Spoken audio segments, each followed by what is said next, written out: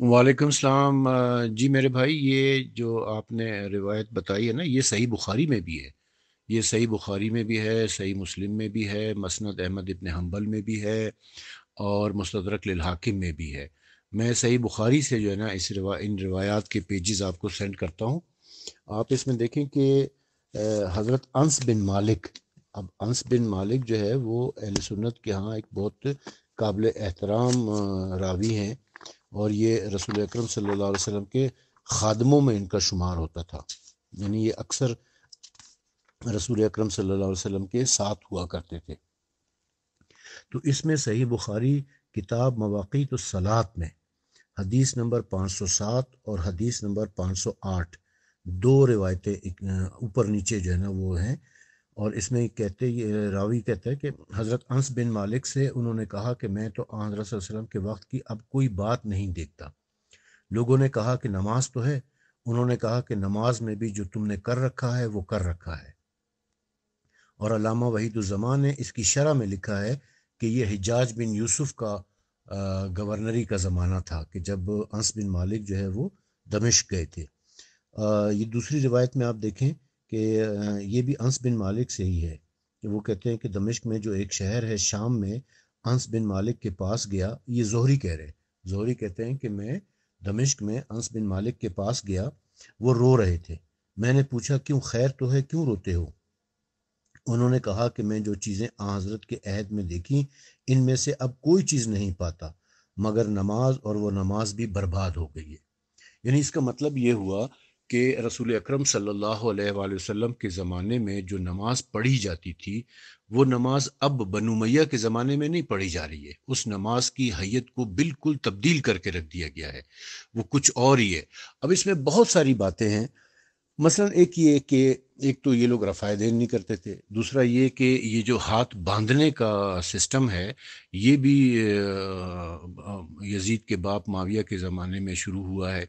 यानी रसूल अकरम सल्लल्लाहु अलैहि वसल्लम के ज़माने में हाथ खोल कर नमाज़ पढ़ी जाती थी, और चारों खुलफा के ज़माने में भी हाथ खोल कर नमाज़ पढ़ी जाती थी।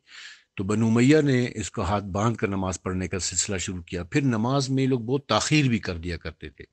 यानी जो अव्वल वक्त है नमाज का, वो भी उस वक्त में भी नहीं पढ़ा करते थे।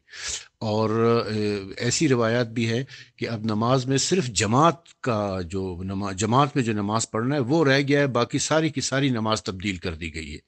और फिर ये कि नमाज में सूरह फातिहा से पहले जो बिस्मिल्लाह रहमान रहीम पढ़ी जाती थी वो भी नहीं पढ़ते थे।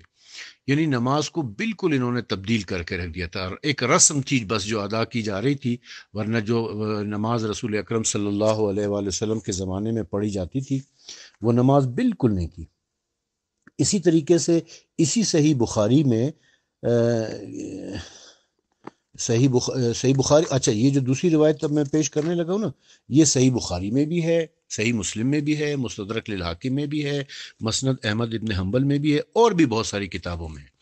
ये अली अलैहिस्सलाम की नमाज के मुतालिक है। इसमें वो कहते हैं कि हज़रत इमरान बिन हसैन, ये सही बुखारी की मैं आपको बता रहा हूँ, किताबुल आज़ान में, पारा नंबर 3, किताबुल आज़ान, सही बुखारी, जिल्द नंबर 1 के हदीस नंबर 751, हदीस नंबर 751 है, और 753। इन दोनों हदीसों के अंदर ये जिक्र है। मैं दोनों की पिक्चर बनाकर आपको सेंड कर रहा हूँ अभी। इसमें आप देखें कि इमरान बिन हसैन जो सहाबी हैं, यानी रसूल अकरम सल्लल्लाहु अलैहि वसल्लम के सहाबी हैं इमरान बिन हसैन, उन्होंने बसरे में हज़रत अली के साथ नमाज पढ़ी, और कहा कि उन्होंने हमको वो नमाज याद दिलाई जो हज़रत सल्लल्लाहु अलैहि वसल्लम के साथ पढ़ा करते थे। फिर कहा कि हज़रत अली जब सर उठाते और सर झुकाते उस वक्त तकबीर कहते थे। दूसरी रिवायत जो कि इसी किताबुल आज़ान सही बुखारी की जिल्द नंबर 1 पारा नंबर 3 में है, और ये हदीस नंबर 753 है। इसमें भी हज़रत इमरान बिन हसैन ही कह रहे हैं कि इमरान बिन हसैन ने हज़रत अली इब्न अबी तालिब के पीछे नमाज पढ़ी। जब वो सिजदे में जाते अल्लाह अकबर कहते, और जब सिजदे सर उठाते अल्लाह अकबर कहते, और जब 2 रकातें पढ़ कर क़ैदा करके उठते तब तकबीर कहते। जब नमाज पढ़ चुके तो इमरान बिन हसैन ने मेरा हाथ पकड़ा और कहने लगे कि आज इस शख्स यानी हज़रत अली ने हज़रत मोहम्मद सल्लल्लाहु अलैहि वसल्लम की नमाज मुझको याद दिला दी है। یا یوں کہا کہ اس شخص نے ہم کو آن حضرت صلی اللہ علیہ وسلم کی سی نماز پڑھائی ہے۔ تو اب اس کا صاف مطلب یہ پتہ چلتا ہے کہ رسول اکرم صلی اللہ علیہ وآلہ وسلم جیسے نماز پڑھا کرتے تھے ویسی نماز علی علیہ السلام پڑھایا کرتے تھے۔ صرف علی علیہ السلام ہی ویسی نماز پڑھایا کرتے تھے۔ اب آپ چاہے کوفہ میں تھے چاہے بصرہ میں تھے، یہ حدیث گو کہ بصرہ کے متعلق ہے، لیکن صحابی رسول یہ کہہ رہے ہیں کہ علی علیہ السلام ہمیں ایسی نماز پڑھاتے ہیں جیسے کہ رسول اکرم صلی اللہ علیہ وآلہ وسلم پڑھایا کرتے تھے۔ یعنی ایسی نمازیں بھی تھیں وہاں پر کہ جو رسول اکرم صلی اللہ علیہ وسلم کی نماز کے مشابہ نہیں تھی۔ اور یہ انس بن مالک والی روایت میں موجود ہے کہ شام میں کیا ہو رہا تھا، دمشق میں کیا ہو رہا تھا۔ تو اس سے بالکل واضح ہو جاتا ہے کہ جو علی علیہ السلام تھے وہ رسول اکرم صلی اللہ علیہ وآلہ وسلم جیسی نماز پڑھاتے تھے، اور شام والے جو تھے، دمشق والے، بنو امیہ والے، انہوں نے نماز کو بالکل بدل کے رکھ دیا تھا۔ اور یہ دونوں روایتیں اصحاب رسول سے ہیں۔